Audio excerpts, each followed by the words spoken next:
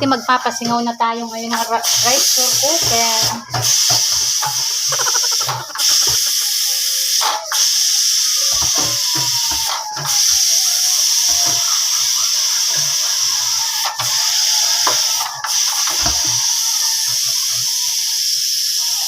Ito nga po yung mga pansahog sa sinigang. Bali, nakahiwa na kami kanina. Ayan po, meron pong labanos, pero, At ito nga po pala ang aming mga pansahog sa sinigang na baka. Meron pong labanos, okra, kalamismis o sigarilyas. Meron po kaming harabilya.